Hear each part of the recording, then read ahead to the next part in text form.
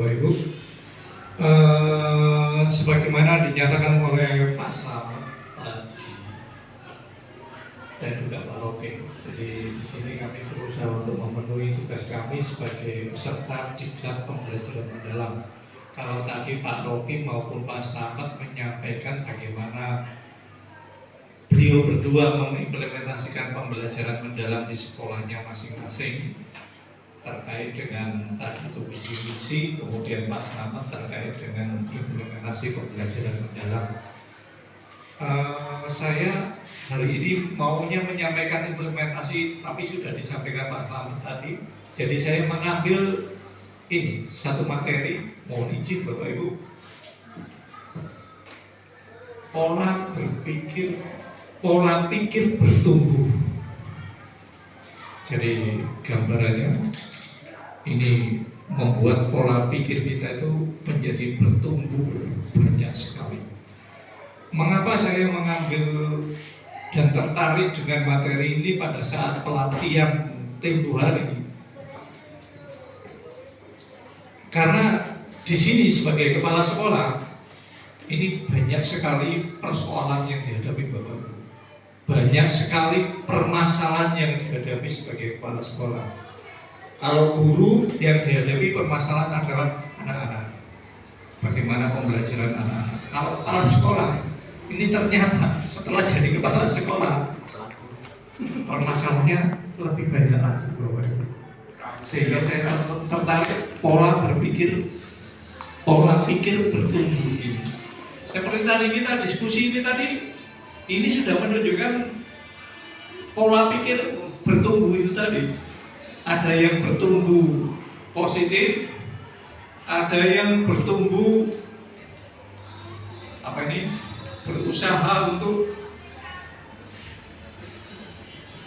yang ke arah tidak terlaksananya kegiatan itu. Itu contoh orang berpikir sekarang kapan kita enggak biar. Oke. Berikutnya Pak. Nah ini penyampaian dari Pak Menteri kita. Pola berpikir bertumbuh itu bahasa kerennya yaitu growth mindset. Jadi mindset kita diusahakan selalu bertumbuh. Dikatakan kalau orang berpikir dengan growth mindset, maka dia yakin masalah yang sedikit itu jalan keluarnya lebih banyak. Karena itu jangan pernah menyerah, jangan pernah berputus asa, yakinlah ada jalan keluarnya. Jadi kalau kita selama ini berpikir bahwa persoalan yang dihadapi oleh kepala sekolah itu sangat banyak, dengan pola berpikir bertumbuh kita yakin semakin banyak persoalan, semakin banyak pula cara atau penyelesaiannya. Ada satu persoalan, ada banyak penyelesaian. Ada banyak permasalahan, ada lebih banyak lagi cara penyelesaian. Itu kalau kita menggunakan pola berpikir bertumbuh. Lanjut. Nah, kenapa materi ini kok ada di kegiatan pembelajaran mendalam? Dasarnya ini Bapak. Indonesia itu termasuk satu dari 6 negara yang memiliki persentase murid yang growth mindset-nya di bawah 40%. Jadi kita itu hanya 29% anak-anak kita. Nomor 3 dari 2. Nah, ini pola berpikir bertumbuh tapi ke arah negatif. Contohnya seperti itu. Oke, lanjut. Nah, bagaimana konsep pola berpikir bertumbuh seperti ini, Bapak Ibu? Konsepnya pertama, semuanya itu dimulai dari pola berpikir seseorang. Kita sebagai kepala sekolah, kita awali dari pola berpikir kita terhadap permasalahan yang ada. Setelah dari pola berpikir, kemudian selanjutnya yaitu ketindakan. Kemudian terakhir menuju hasil. Artinya gini Bapak Ibu, hasil ini, berhasil tidaknya hasil yang kita capai itu ditentukan didasari oleh pola berpikir kita. Jadi segalanya selalu diawali dari pola pikir. Bukan ada permasalahan langsung kita lakukan tindakan. Jadi alangkah lebih baiknya kita awali dengan pola pikir kita. Pola pikir kita bagaimana cara kita untuk menyelesaikan permasalahan sehingga membawa hasil. Sehingga dikatakan di sini pola pikir akan mendikte tindakan yang dilakukan serta menentukan hasil yang diperoleh. Jadi tindakan itu nanti mengikuti pola pikir yang kita susun, yang kita rencanakan untuk menyelesaikan permasalahan itu tadi. Berikutnya, nah di sini semacam piramida. Jadi dikatakan di sini pola pikir itu lebih penting daripada alat, daripada keterampilan. Jika ada masalah, kita tidak cukup dengan menyelesaikan dengan menggunakan alat saja. Tidak cukup kita menyelesaikan dengan menggunakan keterampilan saja. Tapi dengan pola pikir kita bisa mengkombinasikan antara alat, keterampilan untuk bisa menyatukan mereka, meregulasi mereka, mengkolaborasikan mereka, mengikuti pola pikir kita untuk bagaimana nanti menyelesaikan masalah itu. Berikutnya, nah ini mengapa manusia itu berbeda-beda. Misalnya kita tadi ada yang senang kita healing, ada yang tidak suka healing, ada yang senang, ada yang tidak, seperti itu. Jadi kadang ada yang berpikir seperti gambar ini, ada yang berpikir ke arah sana, ada yang berpikir ke arah. Jadi pola pikir yang disebut mindset adalah kumpulan keyakinan yang akan menentukan seseorang melihat dan berpikir terhadap sebuah kejadian atau sebuah peristiwa.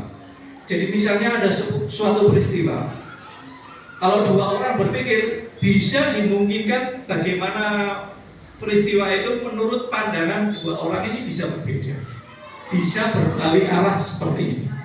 Dan itu kenyataan dan real bisa terjadi di lingkungan kita, di sekolah kita seperti itu.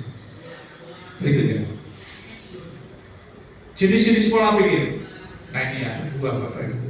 Yang pertama growth mindset atau pola berpikir bertumbuh itu tadi. Yang kedua fixed mindset. Dikatakan kalau growth mindset ini keyakinan bahwa kecerdasan, keterampilan bisa dikembangkan lewat belajar dan berusaha. Jadi sekali lagi, keyakinan ini kalau growth mindset itu punya keyakinan bahwa kecerdasan dan keterampilan itu bisa dikembangkan lewat belajar dan berusaha. Sebaliknya kalau fixed mindset atau pola pikir tetap, ini keyakinannya kecerdasan dan keterampilan itu bersifat tetap. Jadi misalnya ada satu anak memang terakhir itu pintar, ada satu anak lagi dia apa no hari ini ya bisa mulu kemampuannya. Nah semacam itu. Jadi pola-pola berpikir seperti ini yang membedakan antara growth mindset dan fixed mindset. Jadi kalau tadi misalnya kita melihat sekilas kalau Pak Edi, terus terakhir Pak Edi itu hobi pinter untuk mengelola sekolah dan sebagainya, untuk IT-nya memang terakhir. Kalau seperti saya ini nyekel komputer itu bisa angel gitu. Jadi semacam itu. Itu pola berpikir antara growth mindset dan fixed mindset. Jadi berbeda, keyakinannya berbeda.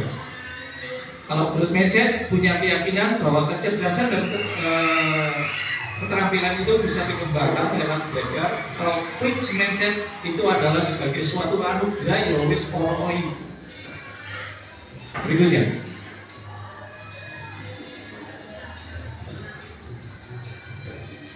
Nah ini kalau kita bandingkan antara pola pikir tetap dengan pola pikir bertumbuh.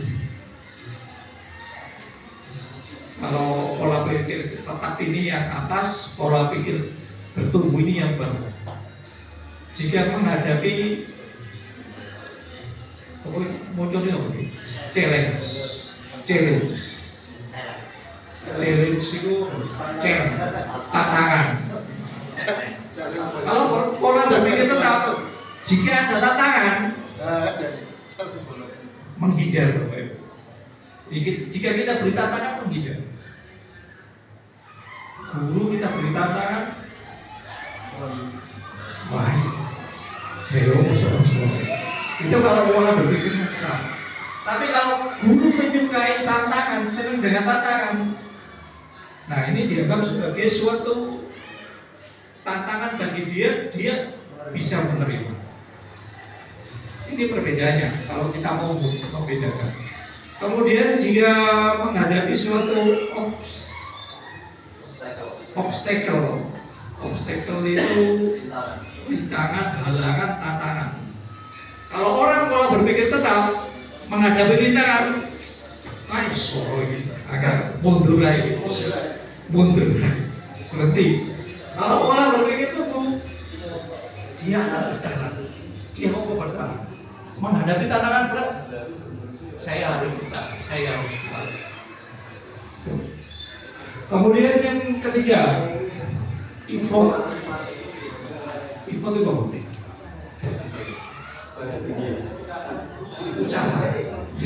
Usaha,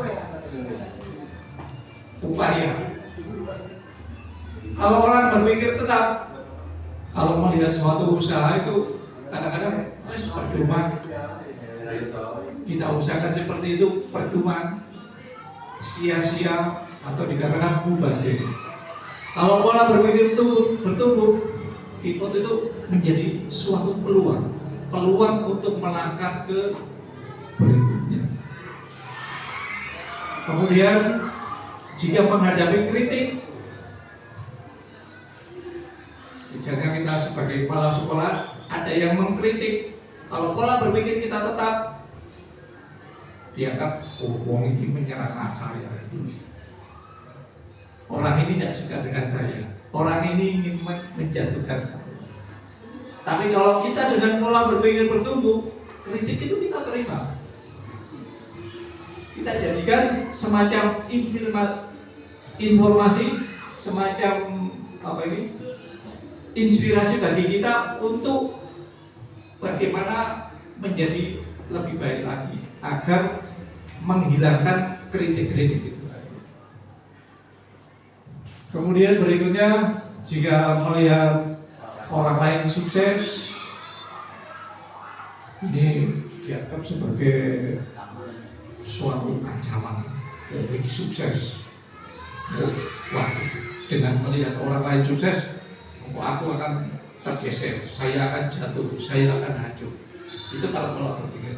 Kalau pola berpikir bertumbuh, dengan adanya orang sukses, kita bertanya, ya apa jangan bikin sukses seperti ini. Kita jadikan itu adalah inspirasi. Ya, berikutnya,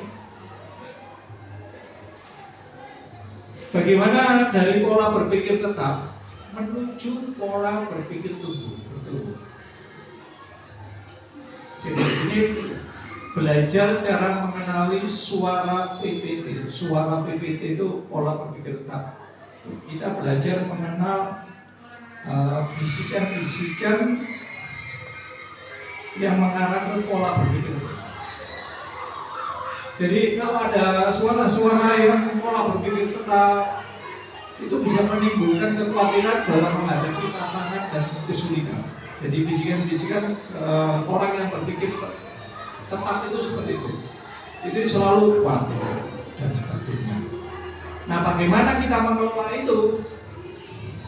Kalau kita mau mengarah ke pola berpikir bertumbuh, kita sadar bahwa kita punya pilihan. Ada persoalan, kita punya pilihan untuk mengatasi persoalan itu. Kemudian kita lanjutkan lagi, kita komunikasikan dengan diri kita, dengan hati nurani kita, dengan suara berbicara kembali dengan suara pikir, pola berpikir bertumbuh. Ya Allah, caranya jika ada persoalan itu bisa terselesaikan, sehingga dari situ bisa memotivasi kita, bisa menemukan kita untuk menuju membuat kita menjadi optimis untuk mengatasi permasalahan yang ada, sehingga akhirnya kita sudah bisa masuk melangkah ke melakukan aksi yang sesuai dengan suara pola berpikir bertumbuh. Berikutnya, prosedurnya ini bisa kita ikuti seperti itu, Bapak Ibu. Saat melihat ada murid yang mau menyerah ketika menemui tantangan atau kesulitan, segera dorong dia untuk mencoba lagi, jangan dibiarkan. Berikutnya, pada saat murid mau mencoba lagi, segera kita berikan motivasi, kita berikan ujian berupa proses, karena dia sudah berusaha. Kemudian langkah berikutnya lagi, jelaskan kepada murid tersebut tentang pola berpikir tetap dan pola berpikir bertumbuh, dan perbedaan utamanya pada saat menghadapi tantangan dalam belajar, seperti yang awal tadi. Kemudian berikutnya, jelaskan kepada murid bahwa berbuat salah merupakan cara otak untuk belajar berkembang. Jadi jangan berbuat salah kemudian sudah luput, tapi berbuat salah itu adalah suatu langkah ke depan untuk menjadi lebih baik. Membangun pola berpikir bertumbuh di sekolah. Berikutnya, ya di sini intinya gini, Bapak Ibu, yang banyak berinteraksi dengan anak-anak adalah kita sebagai guru. Jadi di sini kita bangun komunitas antara kita dengan siswa, kita dengan orang tua, dan kita dengan kolega. Di sini adalah teman-teman kita sebagai pendidik. Bisa kita kolaborasi di situ. Di sini dikatakan adalah komunitas belajar itu tadi. Selanjutnya, hubungan guru dengan murid. Murid mengetahui bahwa gurunya yakin pada kemampuan muridnya dalam belajar.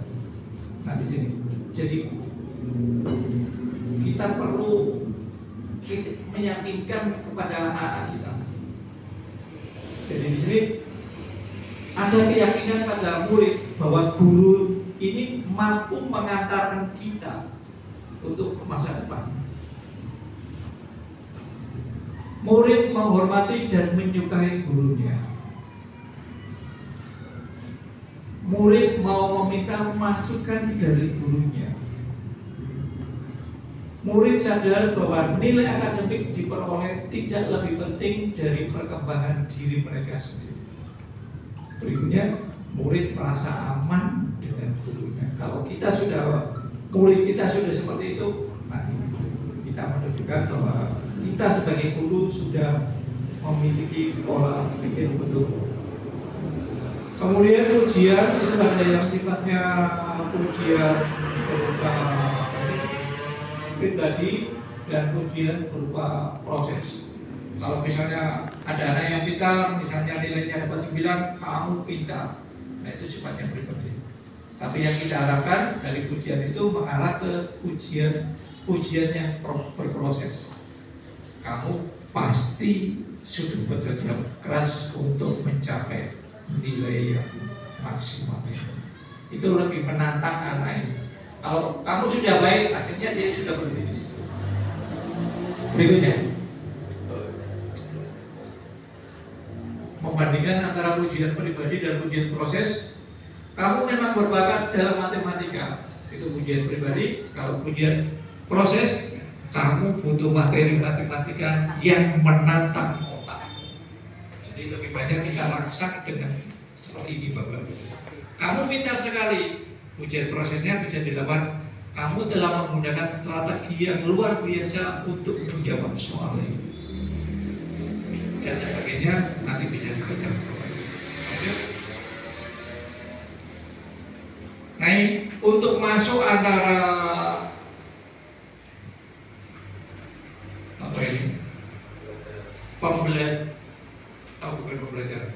Ya, ini gambaran mengenai pembelajaran deep learning dengan pembelajaran sebelumnya.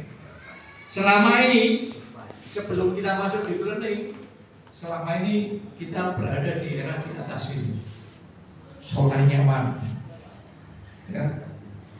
Kemudian deep learning ini seumpama sesuatu yang belum kita ketahui berada di dasar laut. Sehingga untuk masuk deep learning awal-awal dulu Bapak Ibu, kita mau masuk deep learning, aduh itu lagi banyak sekali yang harus dipelajari, banyak aplikasi banyak tugas lagi. Jadi masih tanda tanya, kita masih di atas zona nyaman. Nah, untuk masuk ke dalam perlu keberanian. Keberaniannya itu dipaksa dan sebagainya, ini perlu keberanian. Keberaniannya diperoleh dari mana? Di antara batas ini Bapak Ibu. Kita tumbuhkan mindset kita, sehingga kita akhirnya tidak apatis terhadap deep learning itu. Nah, kalau kita sudah melewati growth mindset, kemudian masuk dalam deep learning, akhirnya sudah hilang kekhawatiran yang ada, hilang ketakutan yang ada. Berikutnya. Sudah habis Bapak Ibu. Jadi itu Bapak Ibu sekilas ini wawasan yang bermanfaat mengenai growth mindset. Semoga kita bisa memanfaatkan ini. Kalau saya berpikir itu sangat bermanfaat sekali bagi saya, jika bisa menumbuhkan saya di saat saya berputus asa. Beberapa waktu lalu saya sempat berputus asa Bapak Ibu, sempat melihat rapot pendidikan saya itu masih kuning, masih kuning, kuningnya tambah bisa. Sekolah penggerak kuningnya tambah. Saya akhirnya menyerah.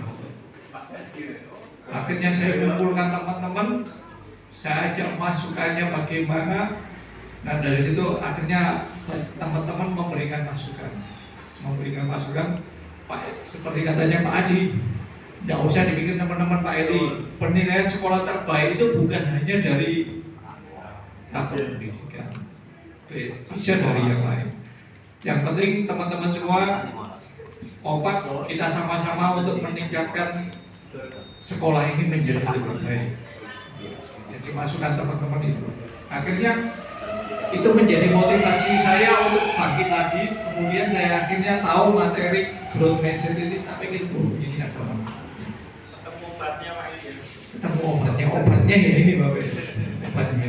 Oke, demikian Bapak Ibu materi dari saya, bukan materi ini, istilahnya saya berbagi saja Bapak Ibu. Terima kasih atas perhatiannya. Saya akhiri. Wassalamualaikum warahmatullahi wabarakatuh.